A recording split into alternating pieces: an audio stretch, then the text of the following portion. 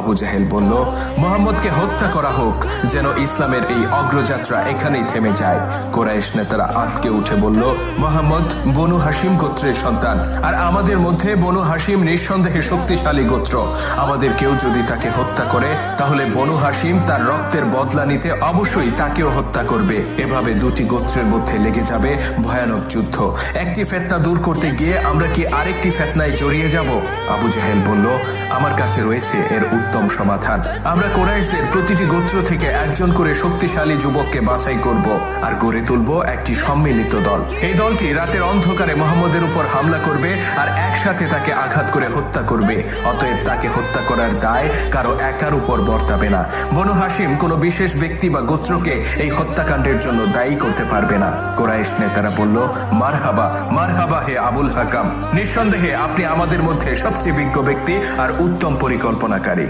কিন্তু তারা জানতো না, ঘৃণিত আবু জাহেলের এই চক্রান্তকে নস্যাৎ করে দেওয়ার জন্য এর চেয়েও উত্তম পরিকল্পনা করে রেখেছেন বিশ্বজাহানের প্রতিপালক মহান আল্লাহ তাআলা। তিনি তার হাবিবকে জানিয়ে দেন এই ষড়যন্ত্রের কথা। অতঃপর আল্লাহ পাকের নির্দেশে ওই রাতেই মদিনার পথে রওনা হওয়ার প্রস্তুতি নেন রাসূল পাক সাল্লাল্লাহু আলাইহি ওয়াসাল্লাম। খবর পাঠানো হয় প্রিয় সাহাবী আবু বকর রাদিয়াল্লাহু তাআলা আনহুর কাছে। সিদ্ধান্ত হয় রাত্রিকালে তারা দুজনে মিলে রওনা হবেন মদিনার পথে। এদিকে আবু জাহেল ও কুরাইশ নেতারা দ্রুত বিভিন্ন গোত্র থেকে একজন করে শক্তিশালী যুবককে বেছে নেয়। তাদের প্রত্যেকের নিকট ছিল ধারালো তলোয়ার। আবু জাহেল পরিষ্কারভাবে তার পরিকল্পনা তুলে ধরে ঘাতক দলটির কাছে। সে বলে, আমরা রাতের অন্ধকারে মুহাম্মদের ঘর ঘেরাও করব।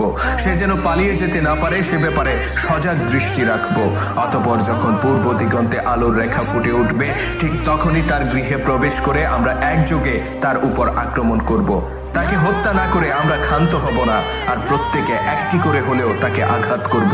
এতে তার মৃত্যুর দায় কারো একার উপর পড়বে না। কুরাইশ যুবকেরা তার এই পরিকল্পনাকে আনন্দের সাথে গ্রহণ করে। অতঃপর আবু জাহেলের নেতৃত্বে তারা এগিয়ে যায় রাসূল পাক সাল্লাল্লাহু আলাইহি সাল্লাম এর গৃহের উদ্দেশ্যে। এদিকে মক্কাবাসীর যত আমানত রাসূল পাক সাল্লাল্লাহু আলাইহি সাল্লাম এর কাছে গচ্ছিত ছিল, সেগুলো প্রিয় ভাই আলী ইবনে আবু তালিবকে বুঝিয়ে দেন। তিনি বলেন, প্রত্যেককে তাদের সম্পদ বুঝিয়ে দিয়ে তুমিও রওনা হবে মদিনার উদ্দেশ্যে। এখানে তোমাকে সহযোগিতা করার মতো কেউ রইল না, কিন্তু আল্লাহ পাকের উপর ভরসা করে আমি তোমাকে রেখে গেলাম। নিশ্চয়ই তিনি তোমাকে রক্ষা করবেন। অতঃপর বন্ধু আবু বকরকে সাথে নিয়ে পিতৃপুরুষের ভিটামাটি ছেড়ে সবকিছুর মায়া ত্যাগ করে তিনি চিরদিনের জন্য রওনা হয়ে যান ভিন দেশের উদ্দেশ্যে। মাতৃভূমির জন্য তার দু চোখে ছিল অশ্রু, কিন্তু হৃদয় ছিল প্রশান্ত, কেননা তিনি সেই ভূমির উদ্দেশ্যে পা বাড়িয়েছেন যে ভূমিকে আল্লাহ তাআলা নির্ধারণ